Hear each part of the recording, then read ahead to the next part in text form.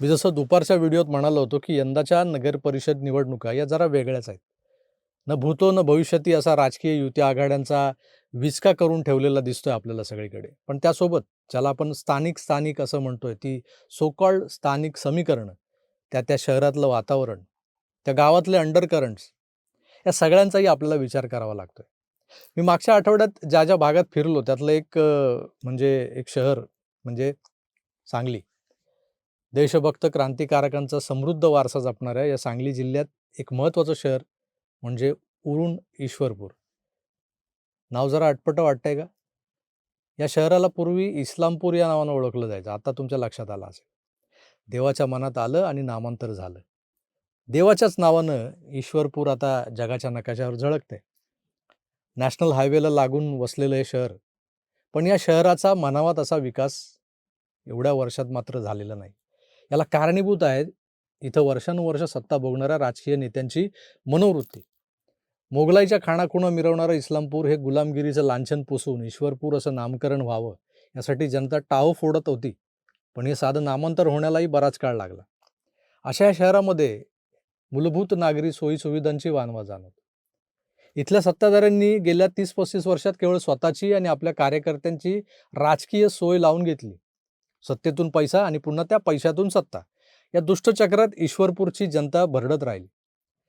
काळाच्या बदलत्या प्रवाहात शहराची लोकसंख्या वाढली, पण वाढत्या लोकसंख्येसाठी दर्जेदार रस्ते, भुयारी गटारं, पिण्याचं पाणी, सांडपाण्याचं नियोजन यासारख्या सुविधा उपलब्ध करण्याकडे प्रस्थापित सत्ताधाऱ्यांनी नेहमीच कानाडोळा केला. त्यांची आपली आपली काय चालली होती ती मस्ती चालली होती. तर राजकीय वरद असताना ईश्वरपूरमध्ये गुंडगिरी फोफावली, लँड माफिया तयार झाले. या शहरामध्ये रोजगाराच्या नव्या संधी उपलब्ध झाल्याच नाहीत, मग गुंडच निर्माण होणार. वर्षानुवर्ष हीच परिस्थिती असताना 9 वर्षांपूर्वी काही जणांनी एकत्र येत प्रस्थापितांच्या या सत्तेला सुरुंग लावण्याचा प्रयत्न केला होता. पहिल्यांदाच कोणीतरी जनतेचा विचार केला होता. ईश्वरपूरच्या बदलाला सुरुवात झाली होती, पण 2019 साली राज्यातल्या बदललेल्या राजकीय समीकरणात पुन्हा विकास मागे पडला. त्यानंतर 2024 मध्ये झालेल्या विधानसभा निवडणुकीत इथल्या स्वाभिमानी जनतेनं सत्ताधाऱ्यांची धुंदी उतरवली. आता सत्ताधारी कोण? जयंत पाटील, चकित चंदू ज्यांना म्हटलं जातं. कोण चकित चंदू? बघा. जयंत पाटील. आता जयंत पाटलाला काही सांगा, चकित चंदू. खरे की काय मला काही कल्पनाच नाही. आश्चर्य झालेलं असतं, सारखं आश्चर्य. तर हे इथले आमदार. आणि आमदार म्हणजे छोट्या छोट्या शहरांमधल्या नगर परिषदांचे स्वयंघोषित मालकच जणू. हे मासे मागच्या निवडणुकीत अगदी थोडक्या मतांनी पराभूत होता होता बचावले. कशीबशी आमदारकी वाचली यांची, असंच म्हणा ना. आणि इथेच ईश्वरपूरच्या परिवर्तनाचा श्रीगणेश झाला. ईश्वरपूरची जनता आता प्रश्न विचारू लागली आहे या लोकांना. वर्षानुवर्ष खितपत पडलेल्या ईश्वरपूरच्या जनतेला आता एक नवा पर्याय मिळाला आहे, सक्षम पर्याय. तो पर्याय म्हणजे भारतीय जनता पक्ष. केंद्र आणि राज्य अशा डबल इंजिनच्या माध्यमातून ईश्वरपूरचा कायापालट करायचा असेल तर भारतीय जनता पक्षाला साथ द्यायला हवी, हे इथल्या जनतेला पटलेलं आहे. वाघवाडी ते ईश्वरपूर आणि पेटनाका ते सांगली या रस्त्यांचं बदललेलं स्वरूप पाहून विकास कोण करू शकतं, याचं उत्तर ईश्वरपूरच्या जनतेला मिळालेलं आहे. तुम्ही बऱ्याच वर्षांनी जर कधी गेलात त्या भागात तर बघा. केवळ सत्ता मिळवण्यासाठी फसवी आश्वासनं देणाऱ्या प्रस्थापितांविरोधात आता उघड भूमिका घेतली जाते. गुंडांना घाबरणं आता कमी झालंय. यंदाच्या नगरपालिका निवडणुकीत भारतीय जनता पक्षाचे नगराध्यक्ष पदाचे उमेदवार विश्वनाथ बापू डांगे यांच्या रूपानं ईश्वरपूर शहराच्या विकासाची संधी चालून आलेली दिसते आता. शहराच्या शाश्वत विकासासाठी भारतीय जनता पक्ष वचनबद्ध आहे. विकासाचा जाहीरनामा घेऊन महायुती या निवडणुकीला सामोरं जाते. माजी मंत्री अण्णा डांगे यांच्या समाजसेवेचा वसा घेऊन वाटचाल करणाऱ्या विश्वनाथ बापू डांगे यांच्या पाठीशी जनता उभी राहताना दिसते आता. भारताचे पंतप्रधान नरेंद्र मोदी, राज्याचे लोकप्रिय मुख्यमंत्री देवेंद्रजी फडणवीस आणि सांगली जिल्ह्याचे पालकमंत्री चंद्रकांतदादा पाटील यांच्या माध्यमातून ईश्वरपूरमध्ये विकासाची गंगा अवतरणार आहे. हा विश्वास प्रत्येक नागरिकाच्या चेहऱ्यावर मला दिसत होता. मित्र, ही निवडणूक ईश्वरपूरचं भवितव्य ठरवणारी दिसते मला. आणि इथेच इथल्या राजकीय धेंडांच्या पायाखालची वाळू सरकायला लागलेली आहे. बापजादांच्या पुण्याईवर बापू त्यांच्या पुण्याईवर राजकारणात आलेले आणि तग धरून राहिलेले लोक त्यांच्या कळपात कसले गुंड प्रवृत्तीचे लोक पाळतात हे सुद्धा मला तिथं दिसलं. कसं आहे ना, यांच्या चेहऱ्यावर चकित चंदू भाव तर सतत असतातच, पण त्या मुखवट्यामागे इस्लामपूर या जुन्या नावाला सार्थक ठरवणारी गुंडांची फौजही यांच्यासोबत असते. यांचा नगराध्यक्ष पदासाठीचा दावा करणारा उमेदवार बघा कसा समोरच्याची आई बहीण काढतोय. परवा पुस्तक वाचतो त्यांनी ठीक केस लिहिलेलं की काय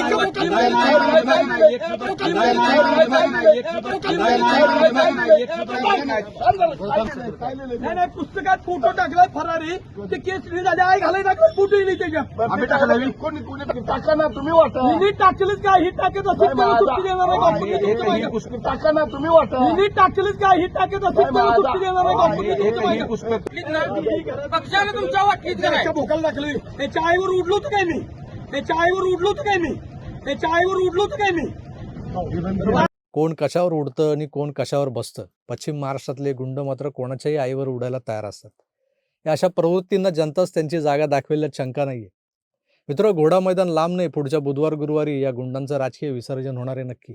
कारण आता इस्लामपूर नाहीये, हे इस्लामपूर नाहीये तर ईश्वरपूर आहे. आणि या शहरातली वाहतुकीची कोंडी कमी करण्यासाठी रिंग रोडची उभारणी जी आजवर झाली नाही, शहराला स्वच्छ आणि मुबलक पाणी पुरवठा व्हावा यासाठी नवीन पाणी योजना जी आजवर कोणी आणलीच नाही, शहर आणि उपनगरांमधली सांडपाणी व्यवस्थापनासाठी भुयारी गटारं जी आजवर कोणी बनवलीच नाहीत, शहराची नियमित स्वच्छता, सार्वजनिक शौचालय, वाचनालय, नाट्यगृह, उद्यानं, बगीचे यांची उभारणी यासारख्या मूलभूत सुविधांसह शहरातल्या नागरिकांच्या आरोग्य, शिक्षण आणि सुरक्षिततेची ग्वाही जी आजवर कोणी दिलीच नाही, ते सारं काही महायुतीच्या माध्यमातून पालकमंत्री चंद्रकांतदादा पाटलांच्या मार्गदर्शनातून ईश्वरपूरमध्ये साकार होणार आहे. कारण यामागे देवाभाऊंचा वाद आहे. त्यांनी गॅरंटी दिली होती इस्लामपूरचं ईश्वरपूर करणार. झालं.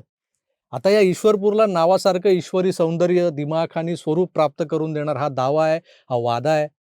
स्थानिक गुंडांच्या धमक्यांना भीक न घालता भारतीय जनता पक्ष कंबर कसून कामाला लागलाय. आता प्रतीक्षा आहे ती विश्वनाथ बापू डांगेंच्या विजयी मिरवणुकीची, शहर विकासाच्या मुहूर्तमेढीची. हे सगळं पाहता मी तुर्तास इथे थांबतो. ईश्वरपूरसारख्या असंख्य छोट्या छोट्या शहरातली गावगुंडांची दहशत संपवण्यासाठी बाहेर पडून मतदान करा, हे आवाहन मात्र जरूर करतो. पुन्हा भेटूच, तोवर आपली काळजी घ्या आणि पाहत राहा आपलं आवडतं यूट्यूब चॅनल आकार DG9. धन्यवाद. नमस्कार.